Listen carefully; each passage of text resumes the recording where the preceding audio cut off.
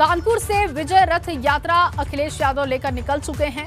भारी तादाद में उनके कार्यकर्ता मौजूद हैं और विजय रथ यात्रा के साथ साथ अब सपा अध्यक्ष अखिलेश यादव जनता को भी संबोधित कर रहे हैं। बताएं आपको कि हर जिले में एक कार्यक्रम अखिलेश यादव का रखा गया है। इस खबर पर लगातार हमारी नजर है। जैसे जैसे ये यात्रा आगे पहुंचेगी, तस्वीरें बदलेंगी, वो तस्वीरें हम आप तक पहुंचाएंगे। लेकिन इस वक्त आपको उत्तराखंड की भी कुछ खबरें दिखा देते हैं। यशपाल आर्य की कांग्रेस में वापसी तो हो गई है, मगर इसे लेकर सरिता आर्य बेहद नाराज हैं। सरिता आर्य ने साफ किया है कि अगर पार्टी में उनकी अनदेखी होती है तो वो पार्टी छोड़ सकती हैं। बड़ा पद दिया था उनको, प्रदेश अध्यक्ष बनाया था, मंत्री बनाया था, सभी कुछ उनको विधानसभा अध्यक्ष बनाया था, लेकिन वो पार्टी को छोड़ के चले गए।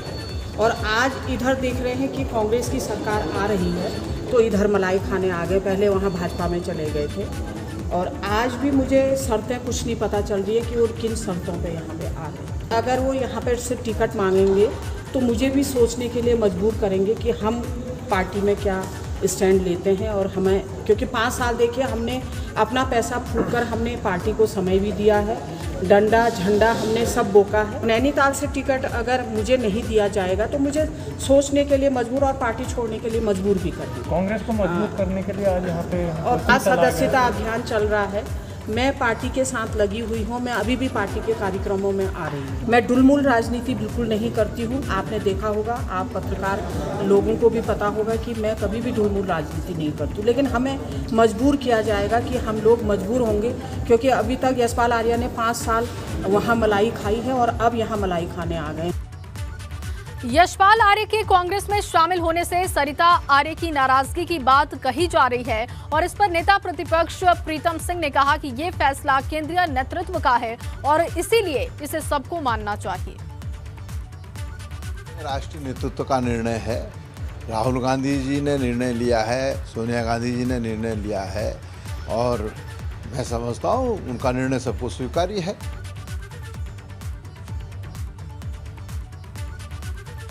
यशपाल आर्य के कांग्रेस में शामिल होने पर मंत्री रेखा आर्या का बयान भी सामने आया। रेखा आर्या ने कहा कि जिन नेताओं ने कल तक यशपाल आर्य कमियां गिनाकर आखिरकार वापस उन्होंने कांग्रेस में कर लिया है, आज वो अच्छाई की बातें कहकर पार्टी में शामिल हो गए हैं। सुनते हैं। यशपाल आर्य जी का भारतीय जनता पार्टी को छोड़ना और वापसी कांग्रेस में करना निश्चित रूप से घटनाक्रम बड़ा दुर्भाग्यपूर्ण है और हमारे लिए तो ये बहुत ज़्यादा आश्चर्य की बात है कि भारतीय जनता पार्टी ने वरिष्ठ नेता के रूप में भी उनको सम्मान दिया, कैबिनेट मंत्री के रूप में उनको सुशोभित किया, उनके पुत्र को टिकट दिया और वो उनको विधायक भी बनाया। तो ये सब होने के बाद में भी आखिरकार एक व्यक्ति क्यों पार्टी छोड़ रहा है, तो ये अपने आप में सोचनी है। मुझे लगता है इसका उत्तर सबसे ज़्यादा तो वो स्वयं में देंगे। और कल तक वो जिनकी आलोचना करते थे, जिनके कारणों से वो कांग्रेस छोड़ के भारतीय जनता पार्टी में आए, आज उन्हीं की उपस्थिति में जो है उन्होंने फिर से कांग्रेस ज्वाइन करी है।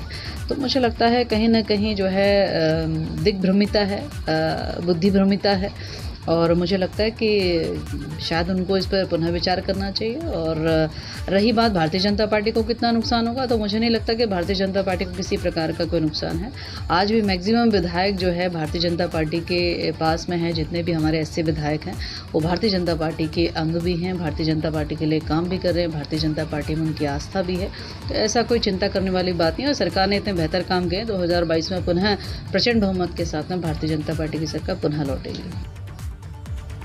यशपाल आर्य के फिर से कांग्रेस में शामिल होने पर बीजेपी और कांग्रेस नेताओं के बयान भी सामने आ रहे हैं। बीजेपी का कहना है कि जनता अब समझ चुकी है कि नेता किस मंशा के साथ पाला बदल रहे हैं, तो वहीं कांग्रेस इससे काफी खुश नजर आ रही है। मैं एक ही बात कहता हूं कि जो लोग अपने निजी स्वार्थों के लिए पार्टी को दांव पर रखते हैं, अपने विचारधारा को भूल जाते हैं और अपनी ज़िंदगी को ना किस्तों में बिताने की कुछ लोगों की आदतें पड़ जाती हैं कि 5 साल वहाँ, 5 साल वहाँ, 5 साल वहाँ।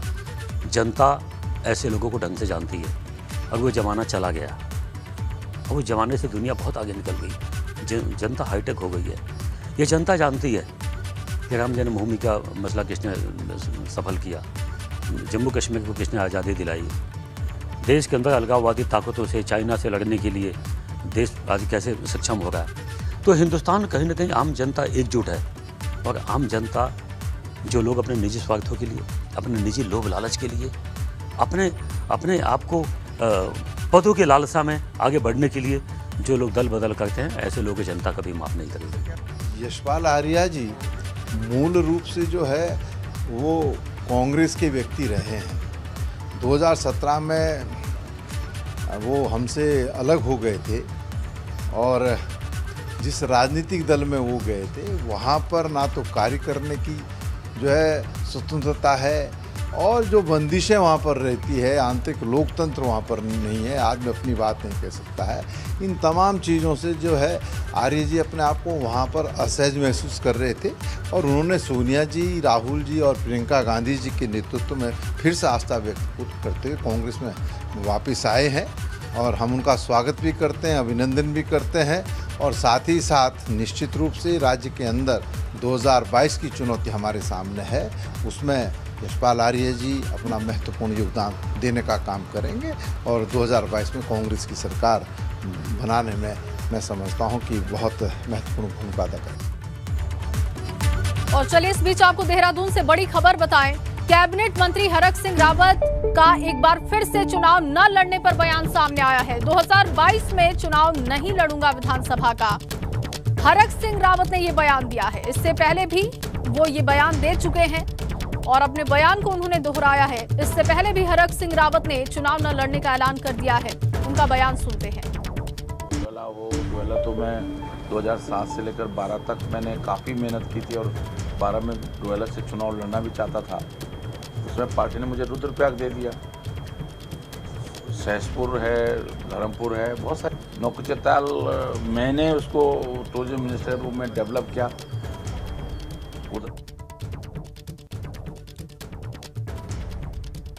और ये देखिए लखीमपुर खीरी की तस्वीरें आपको दिखा रहे हैं, जहां पर आज अंतिम अरदास मृत किसानों के लिए रखा गया है। प्रियंका गांधी इस कार्यक्रम में पहुंच चुकी हैं। तस्वीरें आपको लाइव दिखा रहे हैं, वहां से किसानों की अरदास में प्रियंका गांधी शामिल हैं।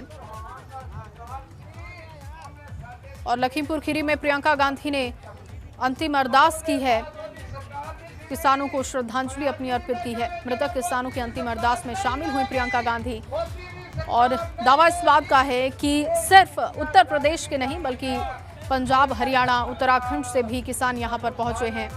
मृतक किसानों को आज याद किया जा रहा है। ये अंतिम अरदास है। तस्वीरें आप देख पा रहे हैं, लाइव तस्वीरें इस वक्त लखीमपुर खीरी से। राकेश टिकैत यहां पर पहले से मौजूद हैं, और आज उन तमाम किसानों को याद किया जा रहा है जिन्होंने 3 अक्टूबर की घटना में अपनी जान गंवाई थी।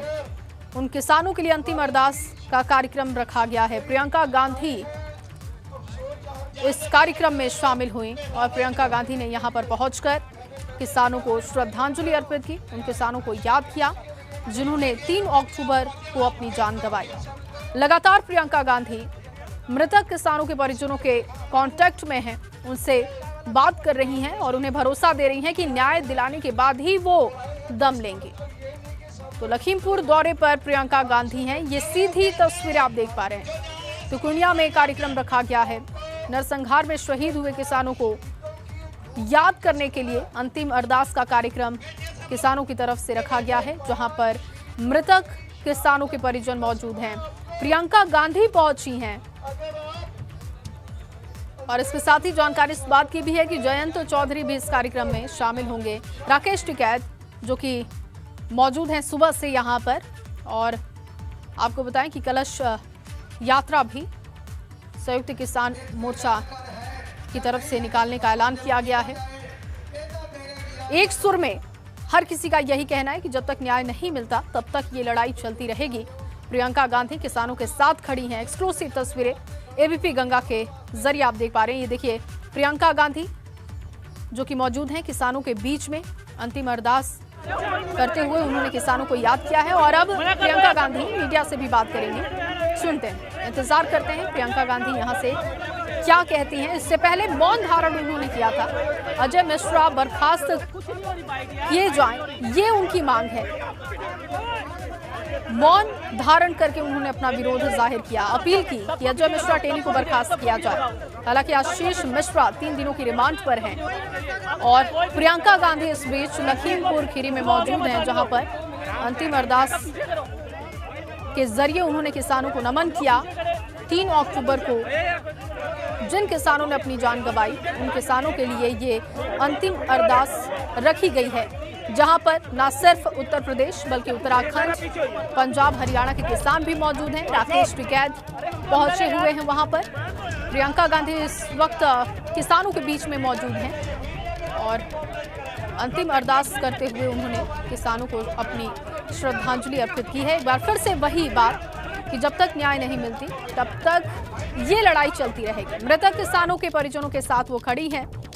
अजय मिश्रा बर्खास्त किए जाएं, इसको लेकर लगातार वो प्रयासरत दिखाई दे रही हैं, लगातार वो सरकार से अपील कर रही हैं। इसी बीच में ये तस्वीरें बेहद अहम हैं। लखीमपुर खीरी जाने पर जब प्रियंका गांधी अड़ी, उसके बाद लखीमपुर खीरी पहुंची।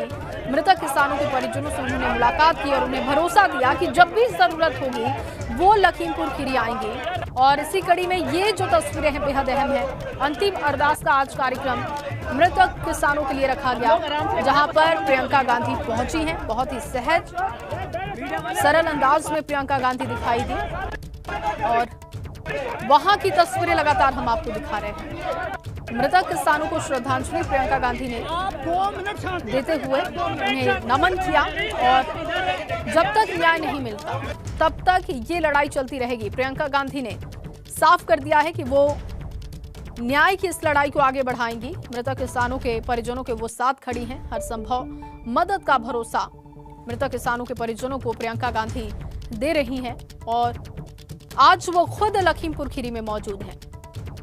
कल मौन धारण किया, बर्खास्तगी की मांग की और आज प्रियंका गांधी अंतिम अरदास में शामिल हुई। उस वक्त ये तस्वीरें आपको दिखा रहे हैं। राकेश टिकैत भी अरदास स्थल पर मौजूद हैं और लगभग हजारों की तादाद में यहाँ पर किसान पहुंचे हैं। इस बात का दावा किया जा रहा है।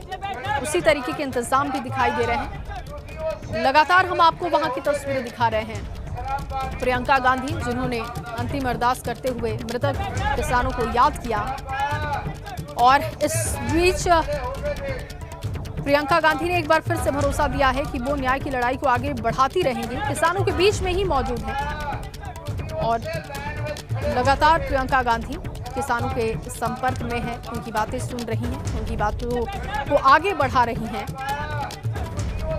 और मांग कर रही है कि अजय मिश्रा टेनी को बर्खास्त किया जाए, क्योंकि जब तक बर्खास्तगी नहीं होती है तब तक निष्पक्ष ढंग से जांच प्रक्रिया आगे नहीं बढ़ेगी। आशीष मिश्रा इस वक्त पुलिस रिमांड पर हैं, उनसे पूछताछ की जा रही है, कोशिश की जा रही है कि जितने भी तथ्य हैं, जितने भी सवाल हैं, उन तमाम सवालों के जवाब उनसे निकाले जाएं।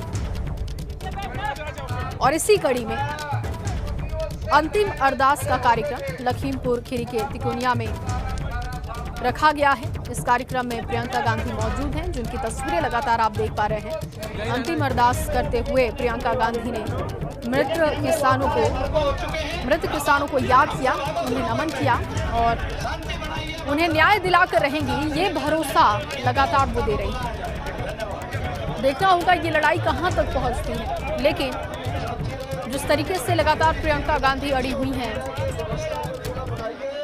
उससे एक बात तो साफ है कि कांग्रेस के कार्यकर्ताओं में मजबूती आई है। एक बार फिर से चुनाव भी बेहद पास है, इसलिए जो प्रियंका का जेस्चर है उसको पॉलिटिकल माइलेज के लिए इस्तेमाल प्रियंका कर रही हैं, इस तरीके के भी आरोप लग रहे हैं। लेकिन प्रियंका गांधी का कहना है कि वो मृत किसानों को न्याय दिलाकर रहेंगी, उन्हें इंसाफ मिले, इसकी वो कोशिश कर रही हैं और इसी वजह से वो लगातार परिवार के कांटेक्ट में है। परिवार को और क्या मदद चाहिए, इसके लिए वो खड़ी हैं। इस बात का उन्होंने भरोसा दिया है कि जो भी मदद हो सकती है कांग्रेस पार्टी करेगी। तो लखीमपुर खीरी की लगातार ये तस्वीर अखिलेश यादव हैं, लगातार उनकी यात्रा आगे की तरफ बढ़ती जा रही है और कार्यकर्ताओं में जबरदस्त का उत्साह दिखाई दे रहा है। सपा की विजय रथ यात्रा जारी है। और इस रथ यात्रा के जरिए 2022 को फतह करना चाहते हैं अखिलेश यादव। रथ यात्रा को लेकर भव्य तैयारी और उसके साथ ही कार्यकर्ताओं में जबरदस्त उत्साह दिखाई दे रहा है। ये यात्रा जो है बढ़ती जा रही है, आगे कानपुर से निकल चुकी है और जालौन तक पहुंचने का प्लान है। कार्यकर्ताओं का क्या बयान है, क्या उनकी प्रतिक्रिया है, सुनते हैं। और अखिलेश यादव की तरफ से इस यात्रा को लेकर क्या बयान दिया गया वो भी सुनते हैं। किसानों का हक और सम्मान मिले, इसलिए विजय रथ लगातार चलेगा। समाजवादी पार्टी के कार्यकर्ता नेता लखीमपुर गए हैं और लखीमपुर में जिस तरीके से किसानों को कुचला है, कानून को कुचला है, संविधान की धज्जियां उड़ा करके उसे भी कुचलने की तैयारी है। महंगाई बढ़ी है, महंगाई कम हो, महंगाई पर लगातार जो सबसे ऊपर भार पड़ रहा है। महिलाएं सबसे ज्यादा असुरक्षित हैं, उनके शिक्षा को लेकर के, स्वास्थ्य को लेकर के, उनके सम्मान को लेकर के लगातार इसी तरह चलेगा। हमें उम्मीद है हम लोग को काहे ढकेल रहे भाई में उत्तर प्रदेश की जनता समाजवादियों को आशीर्वाद देगी। तो समाजवादियों को जनता आशीर्वाद देगी, ये दावा किया है अखिलेश यादव ने। साथ ही साथ दावा उनका ये भी है कि बीजेपी का सफाया हो जाएगा इस बार। लगातार ये विजय रथ यात्रा चलती रहेगी और जनता बीजेपी का सफाया करेगी, अखिलेश यादव का कहना है। महंगाई के मुद्दे पर एक बार फिर से फोकस किया है अखिलेश यादव ने। कानून व्यवस्था का मुद्दा भी उनकी प्राथमिकताओं में दिखाई दिया और उन्होंने कहा कि जिस तरीके से दावे और वादे किए गए बीजेपी की सरकार की तरफ से, वो पूरे नहीं हो पाए इन 5 सालों में और ऐसे में जनता सफाया कर देगी बीजेपी का। ये बड़ा दावा अखिलेश यादव ने अपनी यात्रा के दौरान किया है। एक और बड़ी जानकारी आपको दें, सियासत के बाद चुनावी यात्रा में भी चाचा भतीजा आमने सामने हैं। अखिलेश यादव की कानपुर से चुनावी यात्रा शुरू हो चुकी है, तो वहीं दूसरी तरफ मथुरा से शिवपाल निकाल रहे हैं सामाजिक परिवर्तन यात्रा। शिवपाल के रथ पर सवार हुए कांग्रेस नेता आचार्य प्रमोद कृष्णम और इसको लेकर सवाल भी उठाए जा रहे हैं, क्योंकि लगातार शिवपाल यादव इंतजार कर रहे हैं कि समाजवादी पार्टी की तरफ से कोई मैसेज उन्हें मिले, लेकिन अब तक कोई सुगबुगाहट नहीं है। और ऐसे में जब कांग्रेस के नेता आचार्य प्रमोद कृष्णम रथ पर सवार हुए, यात्रा में दिखाई दिए, तो सवाल इस बात का उठ रहा है कि आखिर आचार्य प्रमोद कृष्णम वहां पर क्या कर रहे हैं। और राजनीति में किसी भी संभावना से इनकार नहीं कर सकते आप, आगे क्या तस्वीर होगी उस पर भी हमारी नजर होगी। लेकिन ये 2 यात्राएं बेहद अहम, क्योंकि सियासत में आमने सामने हैं चाचा भतीजा। आज एक तरफ कानपुर से अखिलेश यादव ने अपनी यात्रा की शुरुआत कर दी है, तो वहीं दूसरी तरफ शिवपाल यादव ने मथुरा से सामाजिक परिवर्तन यात्रा की शुरुआत की है। तो शिवपाल यादव ने सामाजिक परिवर्तन यात्रा निकाली है और उनके साथ कांग्रेस के नेता आचार्य प्रमोद कृष्णम भी हैं। सियासत के बाद चुनावी यात्रा में चाचा भतीजा आमने सामने हैं। शिवपाल यादव की तस्वीरें आप देख रहे हैं। परिवर्तन यात्रा से पहले उन्होंने पूजा अर्चना की है, भगवान का आशीर्वाद लिया है और उसके बाद वो आगे की तरफ बढ़ चुके हैं। बांके बिहारी के मंदिर पहुंचे, भगवान का आशीर्वाद ग्रहण किया। सामाजिक परिवर्तन यात्रा की शुरुआत कर चुके हैं शिवपाल यादव। शिवपाल की बस में प्रमोद कृष्णम भी दिखाई दिए। तस्वीरें आप देख रहे हैं, ये 3 तस्वीरें शिवपाल यादव के परिवर्तन यात्रा की हम आपको दिखा रहे हैं।